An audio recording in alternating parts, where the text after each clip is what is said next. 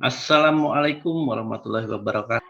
Nah, kita mungkin sering mendengar bakteri atau mikroba aerob, anaerob, fakultatif aerob, ataupun obligat aerob gitu ya. Nah, di sini kita juga akan memberikan ilustrasi, contoh, kasus, kemudian detoksifikasi, ROS, jika mungkin Anda sedang menggali topik tersebut, nah mungkin kita bisa Anda temukan di sini.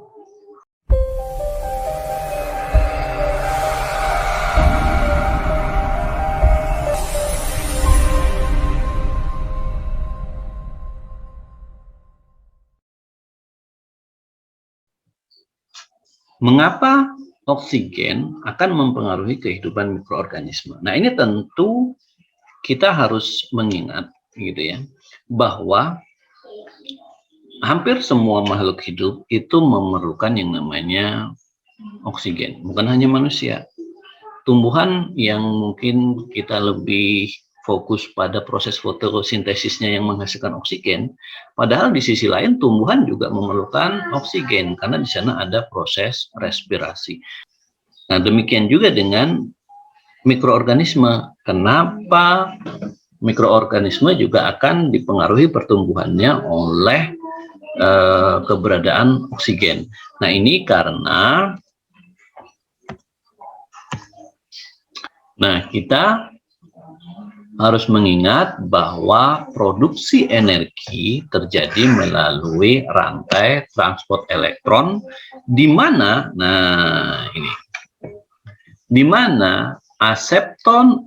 aseptor elektron itu ya bisa berupa oksigen.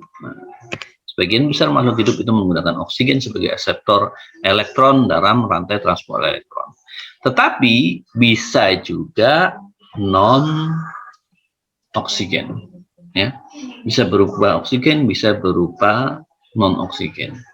Nah, apabila dia berupa oksigen, maka kehidupannya ini akan sangat membutuhkan oksigen. Tapi bila dia non oksigen, maka dalam perkembangannya dia mungkin tidak memerlukan oksigen, mungkin juga hidup dengan tidak menyukai keberadaan oksigen. Kenapa hal itu bisa terjadi? Karena mikroorganisme punya berbagai macam metabolisme, ya. Punya berbagai macam jenis metabolisme, dan inilah yang akan menentukan apakah dia memerlukan oksigen ataupun tidak. Misalnya ada respirasi aerob, ada respirasi anaerob, ada juga yang menggunakan proses fermentasi di dalam metabolismenya. Nah, berdasarkan kebutuhan oksigennya ini, kita bisa mengklasifikasikan mikroorganisme menjadi kelompok obligat aerob, mikroaerofili, anaerob, anaerob fakultatif. Nah, ini yang anaerob obligat maksudnya ya. Kemudian anaerob aerotoleran. Oke.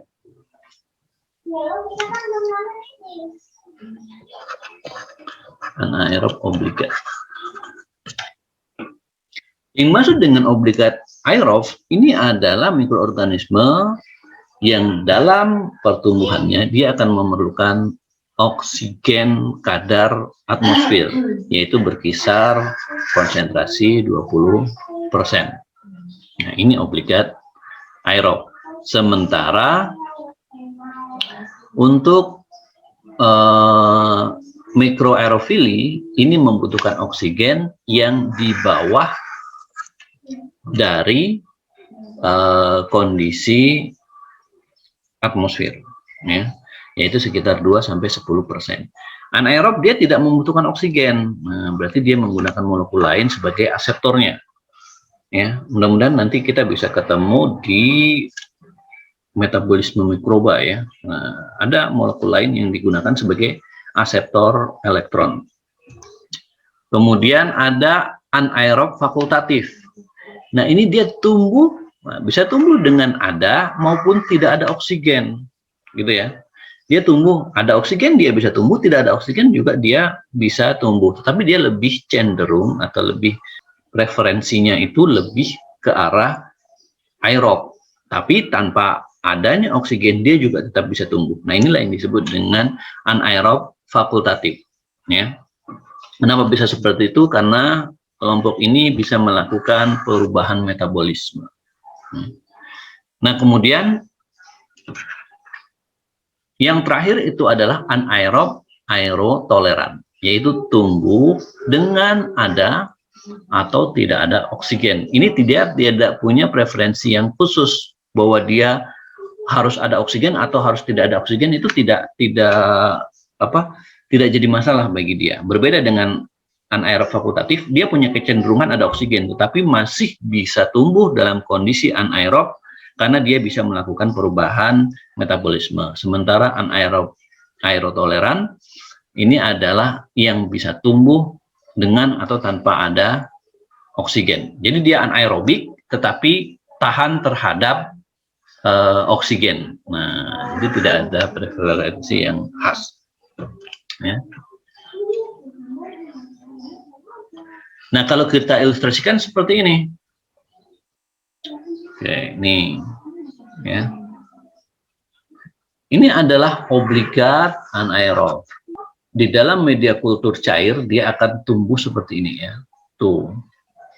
Ngumpul di atas, karena dia punya kebutuhan terhadap oksigen. Ya. Ini adalah obligat aerob. Kemudian fakultatif anaerob, itu dia punya kecenderungan aerob, ya, tetapi masih bisa tumbuh dalam kondisi anaerob karena tadi ada kemampuan untuk melakukan metabolisme yang berbeda. Nah, ini adalah aerotoleran anaerob. Ini adalah mikroba anaerob, tapi dia punya toleransi terhadap keberadaan oksigen. Ya. Jadi dia bisa tumbuh tanpa ada kecenderungan berkumpul di mana. Kemudian, nah ini yang anaerobik mutlak, kita tidak akan menemukan di daerah permukaan, ya. Daerah yang bersinggungan dengan oksigen itu dia tidak bisa tumbuh. Ya. Ini yang disebut dengan obligat anaerob. Kemudian yang terakhir, nah, ini adalah yang membutuhkan oksigen dalam jumlah yang sedikit, ya, di kisaran 2–10%. Jadi kalau dalam media kultur dia tidak benar-benar ada di atas, ya. Nah, berbeda dengan kondisi aerob, dia di atas. Nah, ini dia tidak benar-benar di atas, tetapi tidak ada di bawah. Nah, jadi dia melayang. Nah, di dekat permukaan gitu, ya, melayang. Nah, ini disebut dengan mikroaerofili, ya, membutuhkan oksigen dalam jumlah yang sedikit.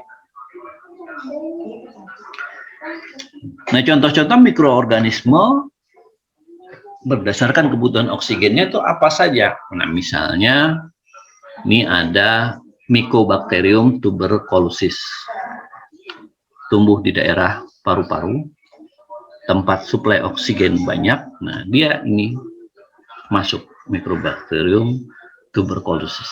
Ya. Kemudian Neisseria meningitis. Ya. Ini penyebab meningitis.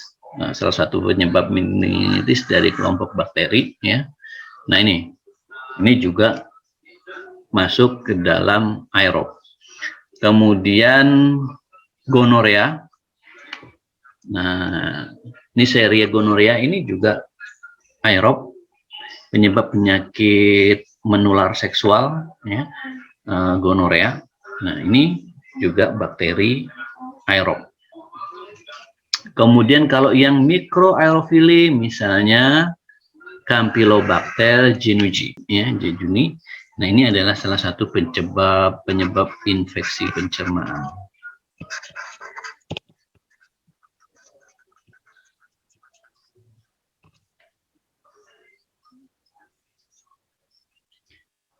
Kemudian kalau contoh bakteri anaerob adalah kelompok Clostridium, misalnya Clostridium difficile, Clostridium tetani, ya.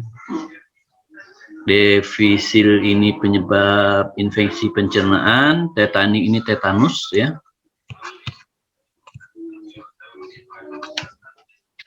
Kemudian Clostridium perfringens ini penyebab gas gangren. Nah, jadi ini anaerob. Kenapa infeksi dari tetanus itu diawali dari tusukan gitu ya, dari tusukan benda ke tubuh gitu. Nah, karena setelah tusukan itu terjadi jaringan mati ya, nah dia kemudian jaringan inilah yang diinfeksi oleh Clostridium tetani, penyebab tetanus ini. Nah, jadi jaringan yang mati itu kan tidak mendapatkan suplai oksigen dari darah lagi. Nah, disitulah dia bisa tumbuh dari Clostridium tetani. Demikian juga dengan Clostridium perfringens yang menyebabkan gas gangren pada penderita diabetes. Ya. Penderita diabetes itu juga karena bakteri anaerob. Kemudian anaerob fakultatif misalnya adalah kelompok Staphylococcus, Enterobacteria yang banyak ditemukan di saluran pernafasan gitu ya, di kulit. Nah, ini kelompok anaerob ya. Fakultatif anaerob. Jadi dia masih suka oksigen, tapi tanpa oksigen masih bisa hidup dengan baik.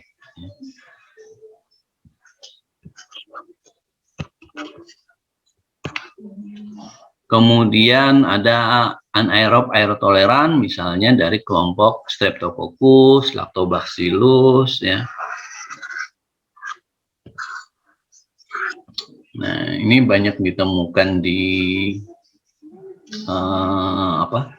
di mulut ya, bakteri normal mulut kita ini banyak ya, Streptococcus maupun Lactobacillus. Nah, ini juga kelompok dari anaerob aerotoleran. Nah, ini teman-teman, contohnya ya, ini adalah apa ya, gangren ya.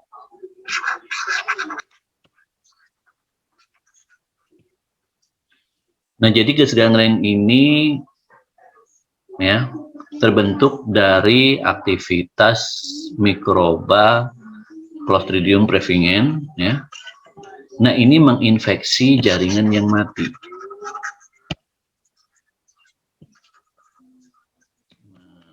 Jadi kalau ada luka pada penderita diabetes, ya kan itu kan susah sembuh ya, susah sembuh luka itu, kemudian menjadi tukak gitu ya, borok ya, borok ini diinfeksi oleh Clostridium perfringens ini ya. Nah, inilah yang menjadi penyakit gangren itu ya, gas gangren. Nah, ini sebagian besar itu jaringannya harus diangkat gitu ya, atau mungkin kalau parah ya harus diamputasi tadi. Ini gas gangren.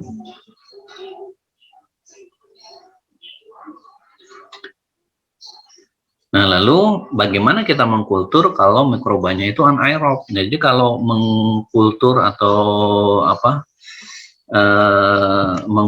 menumbuhkan bakteri anaerob ini harus menggunakan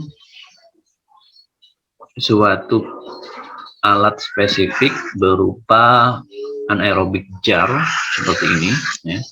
Ini anaerobic jar, tabung yang kedap kemudian berisi senyawa yang akan mengikat oksigen. Nah, ya. Ini anaerobic jar. Kemudian juga ada anaerobic chamber ya. Jadi ini kita lihat ini cawan petrinya ya. Nah, cawan kulturnya di sini ya, ditaruh di sini. Ini ada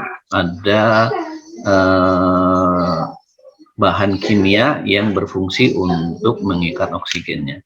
Kalau ini adalah anaerobic chamber, ya, jadi oksigennya bisa dikeluarkan, ya. Nah, jadi kondisinya anaerob. Kemudian aktivitasnya itu adalah, nah ini bisa dia melakukan aktivitas di sini, yaitu ini ada sarung tangan yang kedap di sini. Nah, ya, sarung tangan yang kedap. Jadi media kultur itu bisa ditangani di dalam chamber ini, ya, tanpa menyebabkan terekspos dengan oksigen. Nah, ini adalah anaerobic chamber.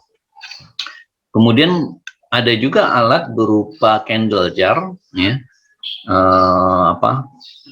tabung lilin, ya, tabung lilin. Jadi tabung hampir mirip seperti ini, tabung lilin. Jadi di dalamnya ini nanti dikasih lilin, ya. Begitu dimasukkan, kultur ini dimasukkan, ya, nanti lilinnya dinyalakan baru ditutup, seperti bekam itu, ya, seperti bekam. Nah, jadi dinyalakan kemudian ditutup. Efeknya apa? Efeknya oksigen yang ada itu akan habis terbakar untuk nyala lilin tadi. Setelah oksigennya habis, lilin akan mati. Dan sebagai gantinya tadi adalah terjadi peningkatan oksigen. Nah, ini berguna untuk menumbuhkan bakteri kapnofil, yaitu mikroba yang tumbuh baik pada kondisi yang oksigennya minim, tetapi karbon dioksidanya lebih tinggi daripada karbon dioksida atmosfer. Karena tadi kan ada penambahan oksigen, penambahan karbon dioksida hasil proses pembakaran, ya. Jadi oksigennya itu lebih tinggi dari keadaan normal atmosfernya, ya. Nah, ini untuk kultur kapnofil ini menggunakan candle jar.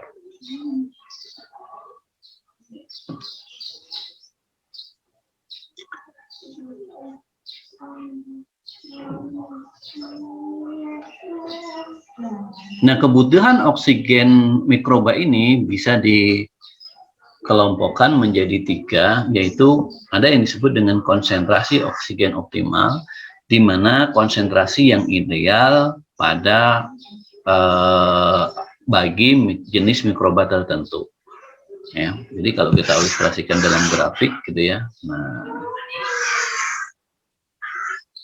ini adalah konsentrasi oksigen optimal, ya.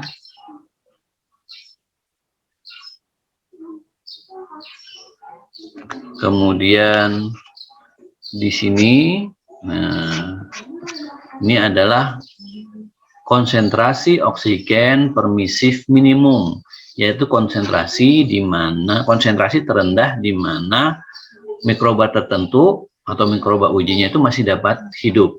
Nah, ini konsentrasi permisif minimum. Dan satu lagi itu adalah konsentrasi oksigen permisif maksimum, yaitu konsentrasi oksigen maksimal atau konsentrasi oksigen tertinggi di mana mikroba tertentu masih dapat hidup. Nah, jadi kalau ilustrasi gambarnya seperti ini, ada daerah optimumnya, ya, ini adalah kondisi di mana oksigen itu paling baik tumbuhnya. Nah, ini, ya. Kemudian titik terendah kadar oksigennya, bakteri itu masih bisa tumbuh. Nah, ini adalah konsentrasi oksigen permisif minimum. Sementara titik tertinggi di mana oksigennya tadi masih bisa tumbuh, itu adalah konsentrasi oksigen permisif maksimum.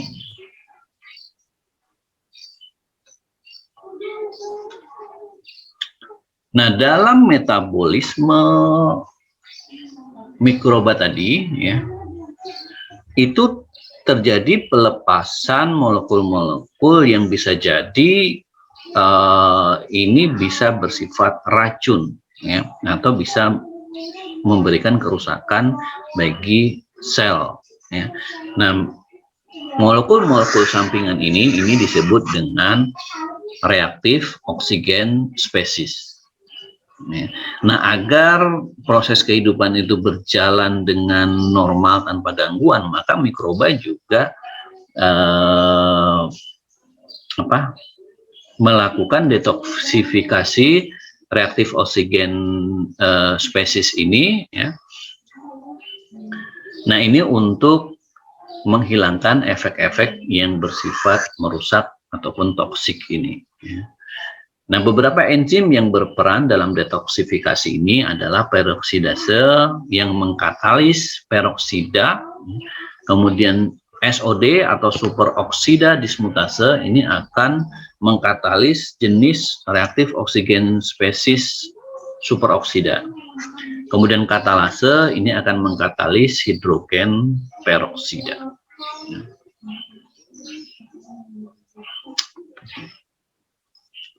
Nah, teman-teman, itu tadi diskusi kita tentang mengelompokkan mikroba berdasarkan kebutuhan akan oksigennya. Terima kasih. Assalamualaikum warahmatullahi wabarakatuh.